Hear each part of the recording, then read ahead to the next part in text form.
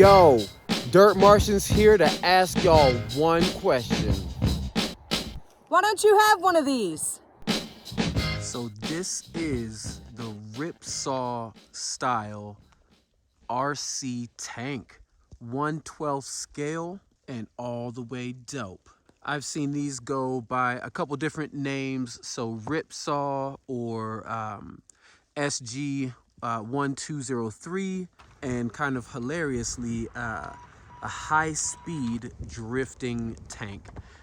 This really isn't high speed at all, but you can get a little drift with it. You can do some donuts and slide around a little bit with it if you get on loose enough gravel or dirt. Now you might be asking, why should we get one of these? Why are we saying that you should have one of these? Few different reasons. One's going to be the price point. You can find these bad boys on Amazon anywhere between $60 to $80.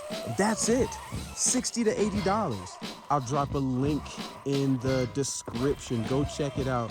For the beginner RC hobbyist or the experienced RC enthusiast, this is an awesome experience. These things are so fun and they require their own set of skills. These are tracked vehicles, so they're not going to perform the same way that your four-wheel or even six-wheel RC truck is going to perform. This requires its own set of skills.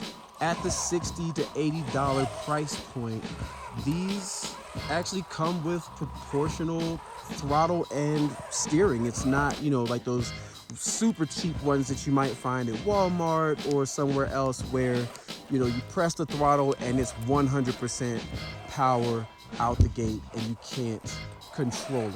So if you want to drive or turn slow, you can do that. If you want to drive or turn quickly, you can do that too. Another cool thing about these is that they are cheap enough to play around with, modify them, decorate them, screw things onto them, glue things onto them. If you mess up, just get another one.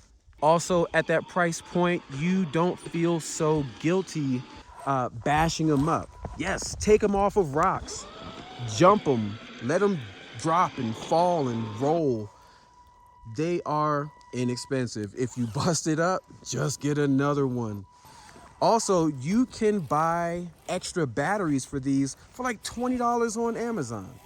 I'll drop that link in the description as well.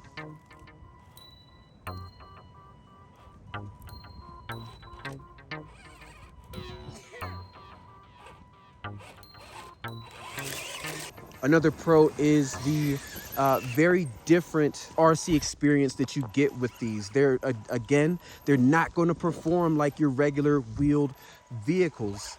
You got to use these a little different, and that adds a lot of fun to it.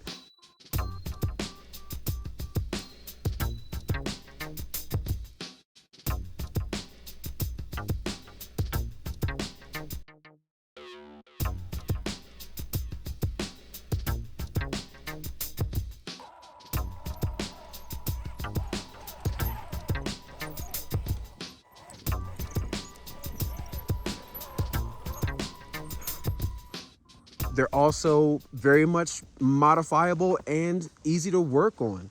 You can open them up, add some weight to the front like I did. I just used a bunch of dead batteries to make it perform a little bit better. Another pro is the cool factor. Y'all, it's a Ripsaw tank.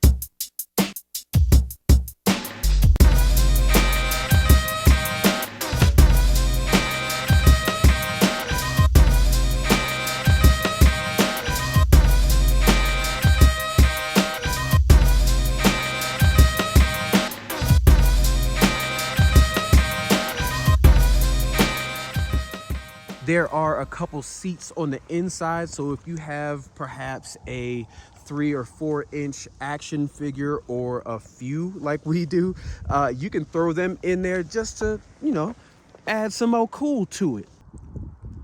Hold on to your butts. Some cons. Biggest one's gonna be, for me, the battery life. Depending on how hard you're pushing them, you're gonna get maybe 15 to 25 minutes out of a battery, but that comes with kind of a pro.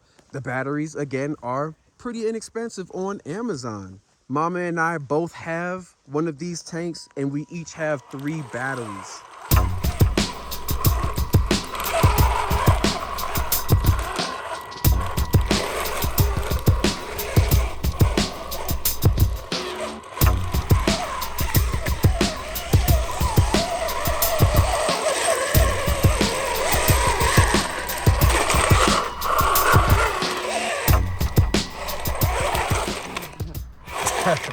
A con, they are pretty loud. Since there's one motor per side operating those drive wheels, that just adds to it.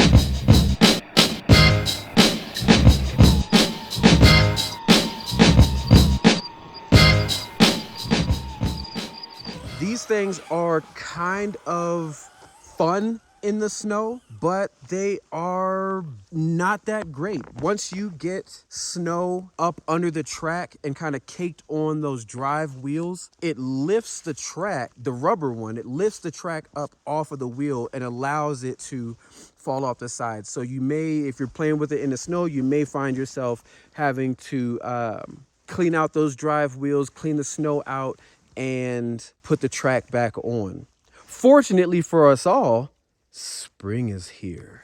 Well, it's near.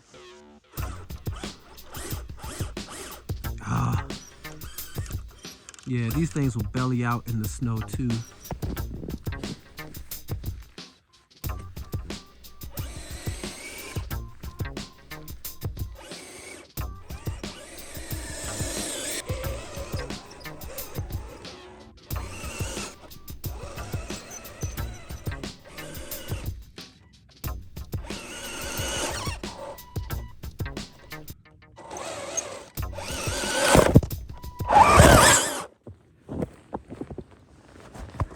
Another con is, you know, at the $60 to $80 price point, it's lower quality. So you're gonna get what you pay for. Things may break, motors may burn out, you know, you may have some quality issues.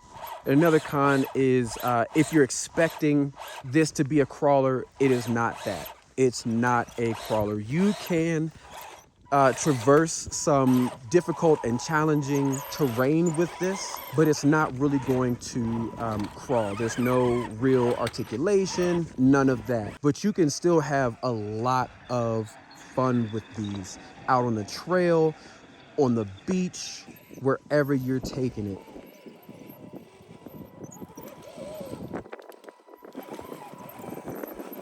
A little tip: if you're going to mess with these around water, once they become kind of waterlogged, they will get a little wonky and probably even just shut off on you.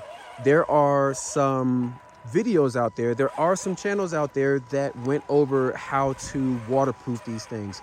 Go check those out. Waterproofing the Ripsaw or SG1203 tank, and then you can actually have a lot of fun with them in the water. If you don't plan on doing that, I wouldn't really take them any deeper than just a couple inches in the water. Honestly, I would love to see higher quality versions of this same tank, probably at the $200 to $300 price point, maybe some high speed, low speed gearing in them that you can switch back and forward with. Maybe you can get some real good drifting out of it. or slow it down if you want to, you know, take your time going over those rocks.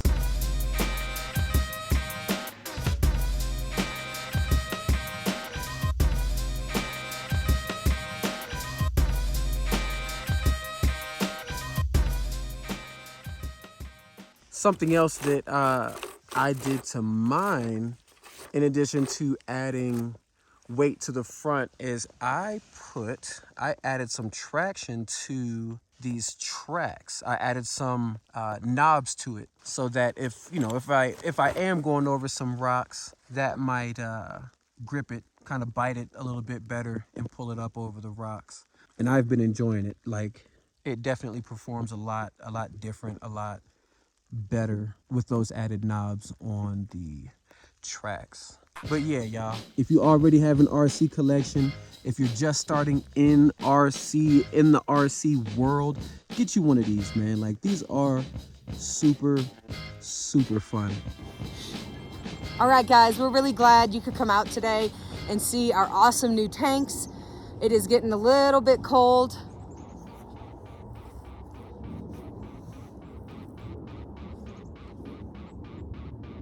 What was that? I don't know. Definitely heard something.